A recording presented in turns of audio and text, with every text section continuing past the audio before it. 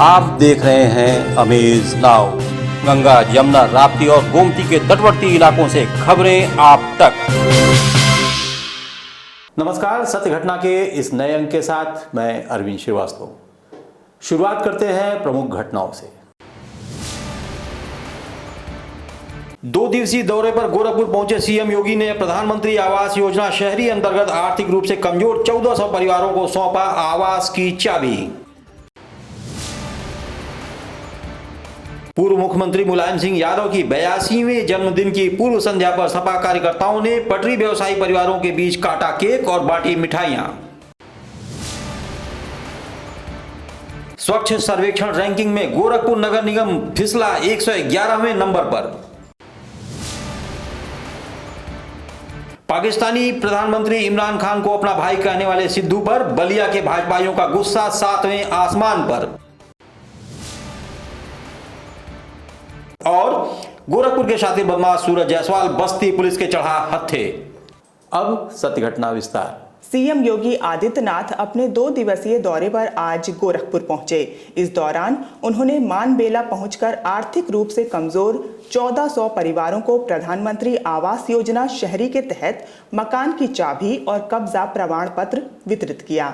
आपको बता दें कि गोरखपुर विकास प्राधिकरण द्वारा मल्टी स्टोरी बिल्डिंग के रूप में ये आवास बनाए गए हैं। इस मौके पर योगी आदित्यनाथ ने कहा कि ये सरकार सभी को समान सम्मान देना चाहती है।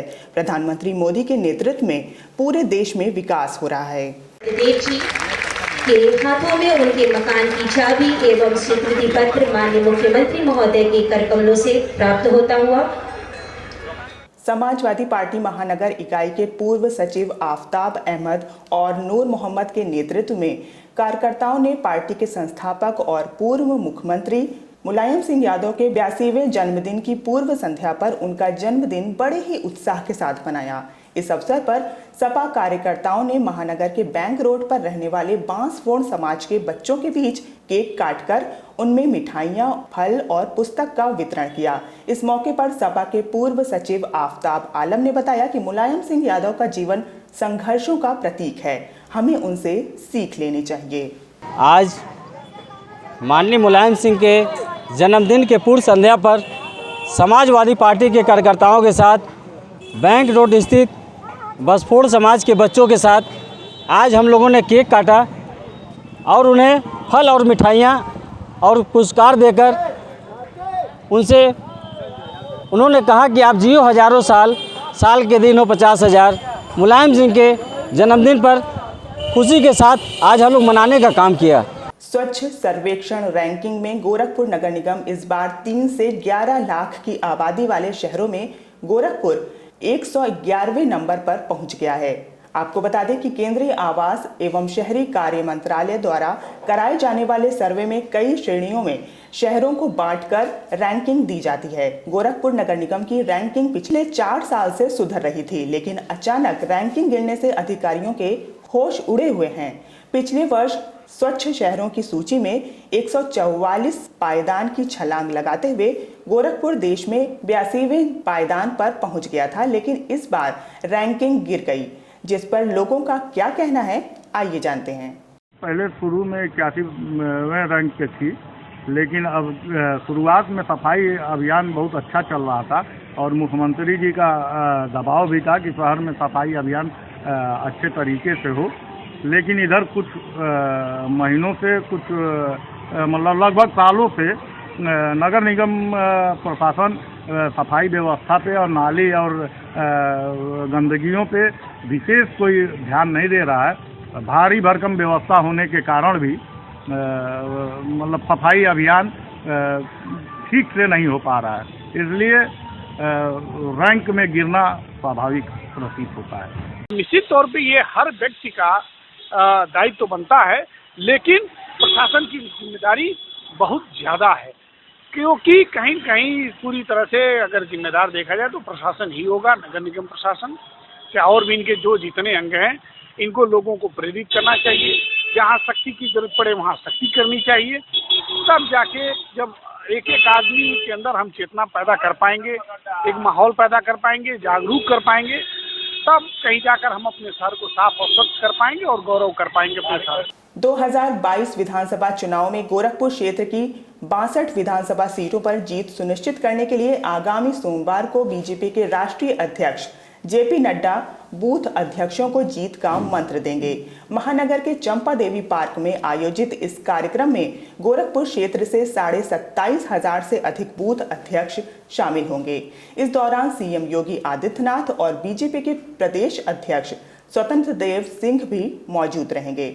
इस संबंध में बीजेपी के क्षेत्रीय अध्यक्ष धर्मेंद्र सिंह ने बताया कि राष्ट्रीय अध्यक्ष के कार्यक्रम को लेकर पार्टी के कार्यकर्ताओं में खासा उत्साह है। 2022 विधानसभा चुनाव को देखते हुए बीजेपी ने कमर कस ली है। इसी को लेकर बीजेपी के राष्ट्रीय अध्यक्ष जेपी नड्डा कल गोरखपुर आ रहे हैं और चंपा देवी पार्क में बूथ अध्यक्षों को जीत का मंत्र देंगे, जिसको लेकर कार्यकर्ताओं में खासा उत्साह है। जेपी नड्डा के साथ मुख्यमंत्री योगी आदित्यनाथ व प्रदेश अध्यक्ष स्वतंत्र देव सिंह भी मौजूद रहेंगे। सहयोगी मयंक के साथ पंकज श्रीवास्तव, अमेज नाउ, गोरखपुर। गोरखपुर के रहने वाले राम प्रकाश, अजय कुमार, अरविंद यादव और दिलीप कुमार ने भू माफियाओं पर अपनी जमीन कब्जा करने का आरोप लगाया है। उनका कहना है कि इन्होंने गोरखनाथ थाना क्षेत्र के लक्ष्मीपुर में जमीन खरीदी थी, लेकिन आज उस पर भू माफिया कब्जा कर रहे हैं। 2012 में हम सर लक्ष्मीपुर में ओनली में थाना गोरखनाथ के अंतर्गत जो पड़ता है उसी में ज़मीन बैनामा अपनी पत्नी के नाम से कराया था, मनोरमा द्विवेदी के नाम से। उक्त ज़मीन पे हमने बाउंड्री भी कराया था, दाखिल खारिज भी कराया था और काबिज था। इसी बीच कोरोना का लाभ लेकर के विपक्षी सोहन कुमार और मोहन जो है दबंगई से, गुंडई के बल से, तानाशाही से हमारी ज़मीन पर अवैध रूप से बाउंड्री तोड़ करके कब्जा करने का प्रयास कर रहे हैं। कई बार हम थाने पर भी गए, एसडीएम के यहाँ भी गए और गोरखनाथ मंदिर पर भी गए, डीएम के यहाँ भी गए। अभी तक मेरे ज़मीन पर कोई कार्रवाई नहीं हुई, कोई सुनवाई नहीं हुआ। खबर यूपी के बलिया से है, जहां जनपद के कृषि अधिकारी ने बलिया मऊ बॉर्डर पर अवैध नकली खाद बनाने वाली फैक्ट्री पर छापेमारी कर एक व्यक्ति को गिरफ्तार करने में सफलता प्राप्त की है। प्राप्त जानकारी के मुताबिक जिला कृषि अधिकारी को कहीं से भनक लगी थी कि इन दिनों डीएपी की मांग काफी अधिक है और ऐसे में नकली खाद को भी बाजार में खपाने का काम किया जा सकता है। इसी बीच उन्हें सूचना मिली कि जिले के सीमावर्ती जनपद के मोहन सराय गांव में नकली डीएपी बनाने और उसकी पैकिंग करने का काम किया जाता है। इसके बाद जिला कृषि अधिकारी ने कार्यालय के कर्मियों के साथ शुक्रवार की देर शाम मोहन सराय गाँव पहुंचकर छापेमारी की और नकली खाद के साथ ही उसके निर्माण के लिए लाए गए सामानों को भी पकड़ लिया। देर शाम मऊ के जिला कृषि अधिकारी उमेश कुमार की तहरीर पर हल्दरपुर पुलिस ने इसी एक्ट समेत अन्य धाराओं में मुकदमा दर्ज करते हुए एक आरोपी को गिरफ्तार कर लिया है। बेलौजा में एक प्लेस था मोहन सराय, वहाँ उस गाँव में फैक्ट्री अवैध रूप से फैक्ट्री बनाई पाई गई। वहाँ पे डीएपी, आईपीएल डीएपी और पीपीएल जो 2 नवरत्ना की डीएपी आती है, इसकी पैकिंग हो रही थी। वहाँ पे पैकिंग के समय हम लोग वहाँ पे 200 बोरी करीब जो है बालू रहती है, जो उसमें मिलाते हैं, काली किस्म की रहती है, वो पकड़े और इसके साथ साथ पैकिंग करते हुए डीएपी करीब ये 100 बैग जो है डीएपी पैकिंग करते हुए पाए इसको, और सिलाई मशीन भी उसकी वहाँ पर पकड़ा गया। किस जिले में है सर ये जहाँ पकड़ी गई? ये जनपद मऊ में पड़ता है। क्या कार्रवाई की गई आपकी तरफ से? हमने तत्काल वहाँ के प्रशासन को संज्ञान लिया है और वहाँ के जिला कृषि अधिकारी और वहाँ के संबंधित सभी थानाधीश को सूचित करते हुए वहाँ पर बुला के उसको सीज की कार्रवाई और फायर की कार्रवाई कराने के लिए कार्रवाई। उत्तर प्रदेश में होने वाले 2022 विधानसभा चुनाव को देखते हुए अब राजनीतिक पार्टियों के बीच आरोप प्रत्यारोप का दौर शुरू हो गया है, जिसका एक नजारा बलिया में देखने को मिला, जहां बलिया सदर विधानसभा से विधायक और संसदीय कार्य राज्य मंत्री आनंद स्वरूप शुक्ला ने सपा सुप्रीमो अखिलेश यादव पर हमला बोलते हुए कहा कि कांग्रेस और विपक्ष के नेता हमेशा मात खाते गए हैं और आगे भी उनकी हार सुनिश्चित है। इस दौरान मंत्री ने ये भी दावा किया कि जहां 2017 में 47 सीट पर पहुंचे थे, लेकिन 2022 के चुनाव में उससे भी नीचे आ जाएंगे। अभी जिन राज्यों के चुनाव हुए आपने देखा, कांग्रेस और विपक्ष के लोग हमेशा ही हर चुनाव में मात खाते गए हैं, आगे भी उनकी हार सुनिश्चित है। इसलिए बौखलाहट में वह इस प्रकार के उल जुलूल बयान दे रहे हैं। और जहां तक बात अखिलेश यादव की है, अखिलेश यादव जिस प्रकार के बयान दे रहे हैं, जो व्यक्ति उत्तर प्रदेश का मुख्यमंत्री रहा हो, हम सभी लोगों को यह शर्मिंदगी हो रही है कि कैसे यह व्यक्ति इस प्रकार का बयान दे रहा है, कैसे यह व्यक्ति एक अपनी सरकार को लाने के लिए जो माननीय योगी जी ने जो कार्य किए हैं उनका श्रेय लेने का। बलिया जनपद के रतसड़ नगर पंचायत में आयोजित एक निजी कार्यक्रम में लोक जनशक्ति पार्टी आर के राष्ट्रीय अध्यक्ष चिराग पासवान शिरकत करने पहुंचे।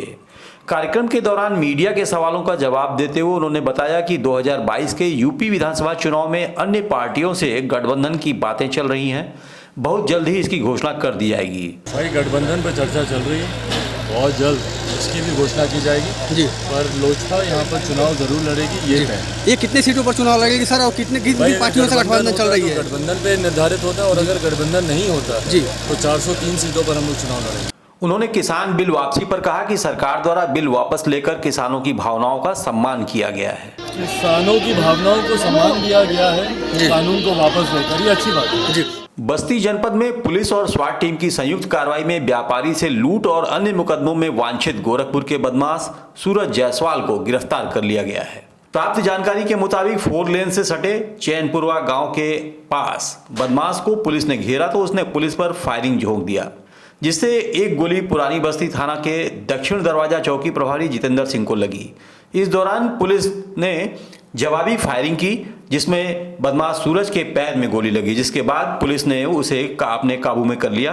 तलाशी के दौरान पुलिस ने उसके पास से लूट के रुपए और अवैध असलाहा भी बरामद किया है।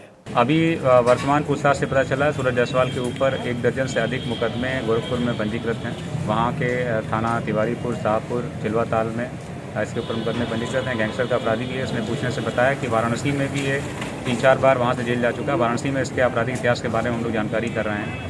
जनपद बस्ती में कब आया और उसने क्या क्या घटनाएं करी, इस बारे में हम जानकारी कर रहे हैं। शीघ्र ही इस संबंध में जो अपडेट होगा आपको दिया जाएगा। इसके साथियों के बारे में हम अन्य जनपदों के साथ में संपर्क में हैं। इनके पूरे गैंग को निकाल करके उनके खिलाफ हम कार्रवाई करेंगे और गैंगस्टर में इनके द्वारा जो भी इन्होंने अवैध रूप से संपत्ति अर्जित की, उस सबको कुर्क करेंगे। पाकिस्तान के प्रधानमंत्री इमरान खान को अपना भाई कहने वाले कांग्रेसी नेता नवजोत सिंह सिद्धू के खिलाफ बलिया में बीजेपी कार्यकर्ताओं और पदाधिकारियों का गुस्सा आज 7वें आसमान पर दिखा।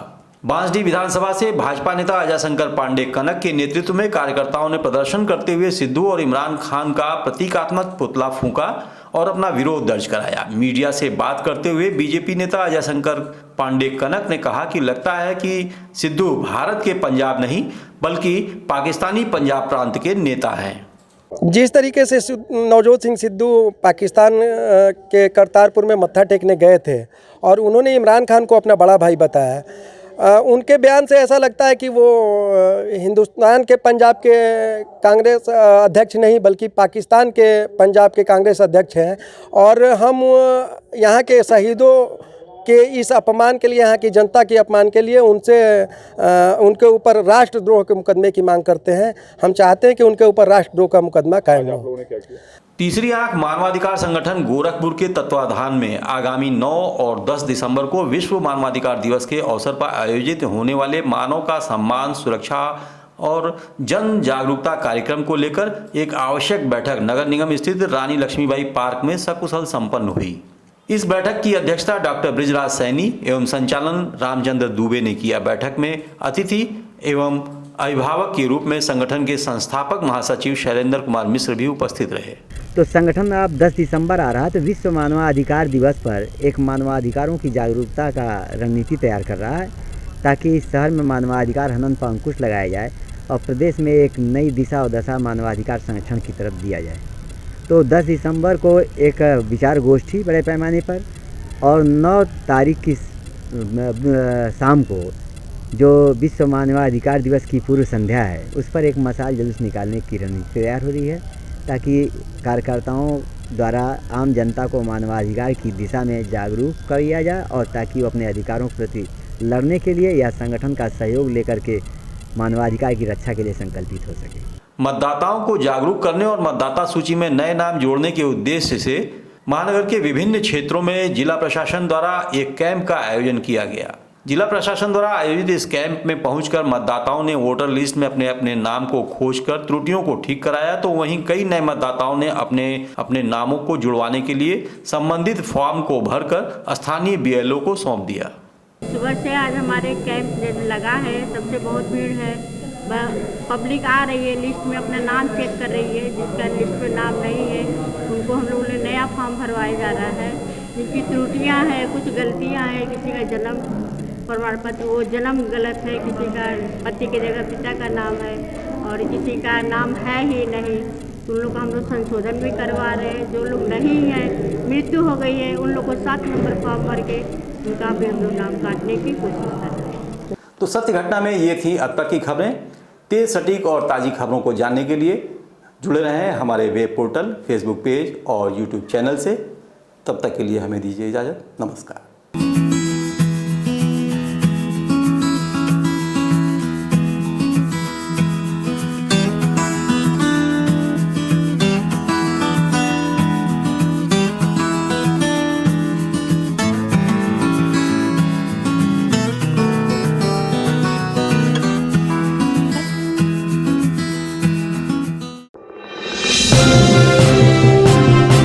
आप देख रहे हैं अमेज नाउ। गंगा, यमुना, राप्ती और गोमती के तटवर्ती इलाकों से खबरें आप तक।